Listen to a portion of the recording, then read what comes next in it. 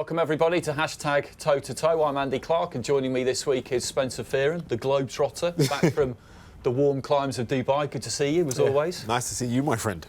Well, we've got plenty of questions this week, so we'll get straight into them. First one from Steve, and this kind of combines the World Boxing Super Series and Deontay Wilder, and we saw both of them on Sky last weekend, of course. Do you think there's any possibility of a World Boxing Super Series at heavyweight that would include Joshua, Wilder and Fury? Could Money Promoters TV make this happen? I think we'd all hope it could. We would have to hope, but if that was the case, we'd have to go back to, what was it, 1985, when the HBO had the tournament, the heavyweight tournament. You had Mike Tyson, Michael Spinks, Larry Holmes, Trevor Burbeck. That was do you remember how great that was? Even like Tim Witherspoon, because he beat Frank Bruno. For that to be replicated now, because everything's divided to TV stations. So if you're a world champion now, you're not just a world champion, but you're a world champion of a TV station. So that, I think it'd be very, very hard. It'd be a lot of money have to be put down for that to happen. What do you think? Well, I think money is the key word in that final sentence, and it would take a colossal amount of it. That's the only thing that could really make that happen, because as you say, at the minute, Fury's with ESPN, Joshua in America's with DAZN, Wilder's with Showtime. I mean, to get all of them to cooperate would be very hard. If only, basically, with that one. Another one on Deontay Wilder. This is from Tom. Wilder had a great knockout, but Breazeale did catch him with a good shot. What happens if Anthony Joshua lands that kind of shot? Anthony Joshua wouldn't land that type. You got to think the shot that it was.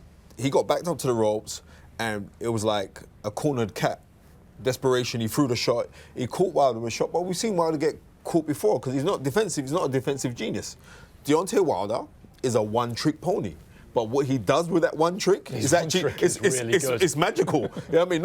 Paul Daniels can't even do a trick like that, right? So God rest his soul in paradise. So you got but let's be real. No, so, you're right. You're right. So we can say what you want to say about Deontay Wilder. I think Deontay Wilder knows that he has to appease the fans. Knew that he had to appease the fans after the Tyson Fury draw, which a lot of us believe that he lost that fight.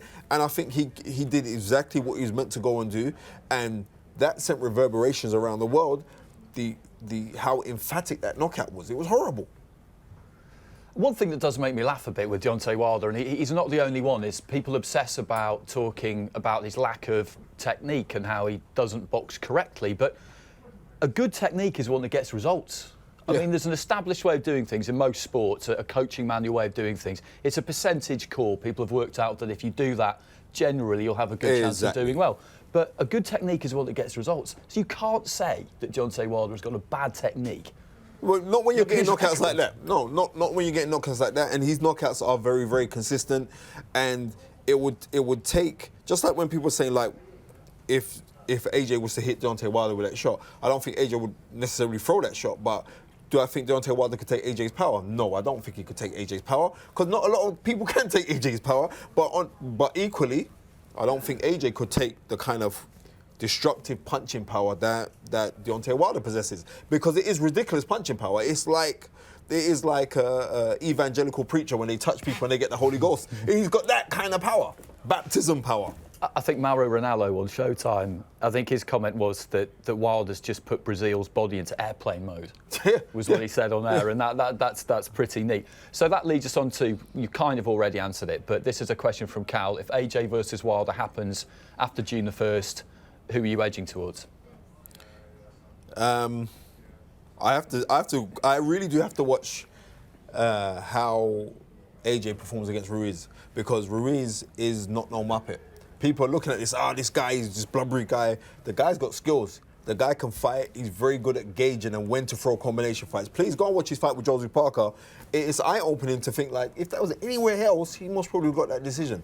So, depending on how he is up for it and he's not overruled, and I don't think he's going to be overruled because he's relishing the challenge, this is going to be a really good fight. So, I will slightly still favour Anthony Joshua. If Anthony Joshua is, and this is no disrespect to Anthony, because my boy, if he's confident, because what Deontay Wilder, he smells weakness. And if he smells weakness in you, he is that guy, destructive puncher. So what do you think? Well, I've always thought with that one that Joshua will have enough about him defensively to can't make sure completely, but I think it's unlikely that Wilder will land as clean on him as he has done on other people. I still think he'll be able to hurt Joshua, but I think the other way around, that Joshua will hurt and finish Wilder. Right, but the thing is, with Andy Joshua doesn't really ride shots, he blocks shots. Someone like Tyson Fury, you think, oh, there's a blueprint to beat Deontay Wilder. Name me someone other than Tyson Fury who can box like that in the heavyweight division today. They can't. Tyson Fury knows how to ride shots, take the sting off of shots, knows how to gauge the distance. Andy Joshua doesn't. Andy Joshua's hairy block shots. And with the punching power of Deontay Wilder, you think like even if he punches the hands, that could wobble you. I'm just being real. It can move you, definitely. It's a brilliant fight, and it's the one that we all want to see. Yes, 100%. With reference to the weekend just gone, this is from Bez. Do you think Breazeale being knocked out so quickly made the WBC look bad for not choosing Dillian Whyte? No, not at all. It's a business, and I think they're both under the same promotional tie-ups. I know Al Heyman's someone hovering around with Breazeale and with Wilder, so I think it was one of those kind of things. And as much as you say like the WBC have done some really bad stuff in the past anyway. So you say this alone is going to make no, it's not going to make no, because this is just the game, and unfortunately, the game is now more business, and because of how we are as social mediaites, we can see exactly what's going on, or we can see how things are going to be transpired to go on. Right now, it's a business, and unfortunately, Dillian Whyte should have got a shot. I'm tired of speaking about this now. Just get Dillian Whyte a world title shot. I mean, he's got to come through. It's not no easy fight that he's got coming up next. But if he gets through that successfully, Dillian Whyte should get a world title shot now. I think everybody would agree on that. One thing with Dominic Breazeale, though, and I've not heard people mention this too much, I do agree with you. But in Breazeale's defence, he was supposed to have a final eliminator in November 2017 against Bermane Stiverne. He got hijacked because Ortiz failed his test. Stiverne got promoted to fight Wilder. Breazeale then got Molina, and nothing really came of it. So he was supposed to have a final eliminator in late 2017, and if he'd won that, then he would have been mandatory. The Nigerian guy, I know he beat a Nigerian prospect. That's right. That Nigerian guy was serious, you know. I remember seeing that night that kid could fight, and he beat him. He had a really good run. So he didn't earn the spot because I still believe that the spot should have been given to Dillian Whyte, but we can't really argue about him getting a world title shot because of his back-to-back consecutive wins that he had after losing to AJ. Yeah, there's a case to be made on both sides always. So this is from Chiro. Has your perception of AJ versus Wilder changed after Wilder's first round knockout? And I think no, from what you've said, basically. No, it hasn't changed. Has yours changed? It hasn't. No.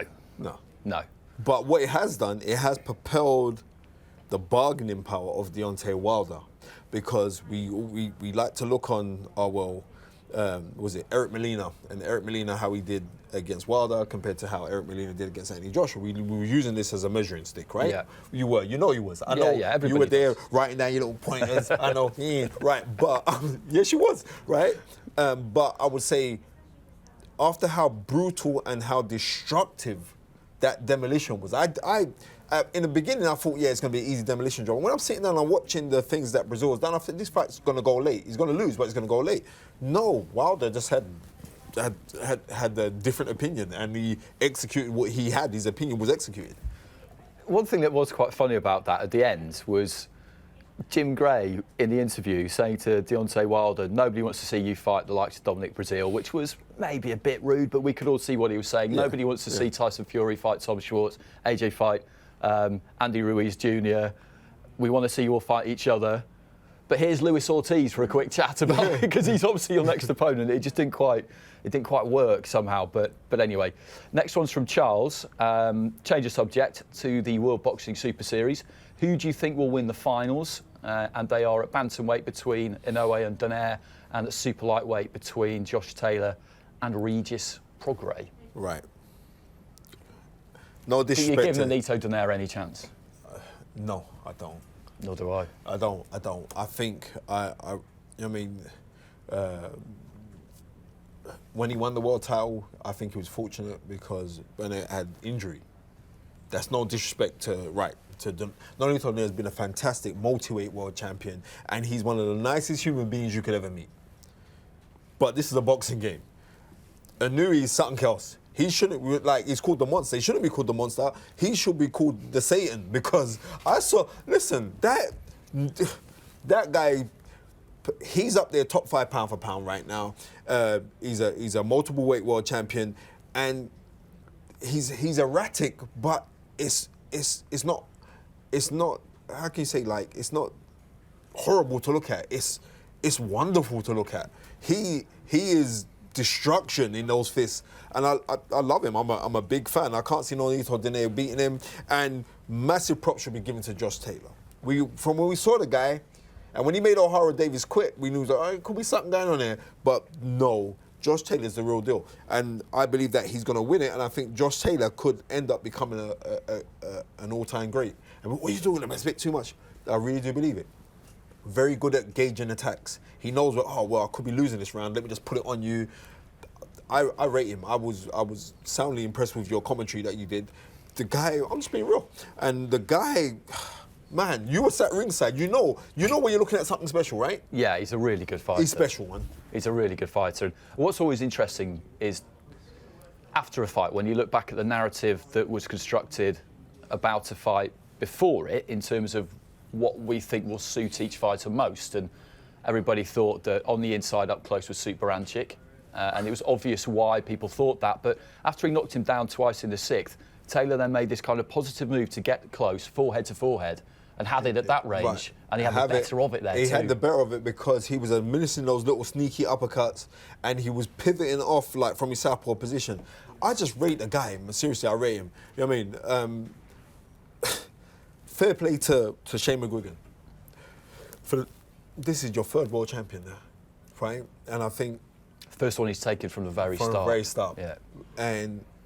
And that's got to be testimony to him and his team, and I think credit should be given to him because he was getting a lot of stick, and I ain't gonna lie, I was giving it to him as well. I was giving it to him. The Carl Frampton Santa Cruz, where I thought like he kind of wavered in the corner work. I think it's a fantastic trainer, but now he's getting that old head like in the corner as well. Because this is the instructions that he was giving out.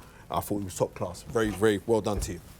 Well, the path is there for Josh Taylor too, because obviously he's got the unification against Prograis. Eddie Hearn's been talking about making Maurice Hooker against Jose Ramirez, WBC and WBO champions. So if that does happen, that would be the end of July. That's what they've been talking about. Then the winner of the Super Series against the winner of that fight would make total sense, and we could have a unified super lightweight division for the second time. What do you think of Prograis? In a couple of years. What do you think of him? Does he remind you a little bit of Hector Camacho? I see what you're saying with that. He's a good... A poor man. I've been impressed with him. I have been impressed with him. He's good to watch, but I would probably expect... He's quite gung-ho, which will cost him, I think, against and that's Taylor. what I think. So I think a late stoppage, maybe. Listen, I just tweeted that today. Someone was asking me the question. I just tweeted. I believe that he will. I think Taylor's just a class act, and because he's a bit quirky as well. You know the guys personally, right? Yeah, you know, he's a fun character, but he's all business. When he gets into the ring, he's all business, and he's not frightened to try things in the ring. You know what I mean? So he gets his instruction from his corner, but then he will also develop on what he's been told to do, and that's what I like about the kid.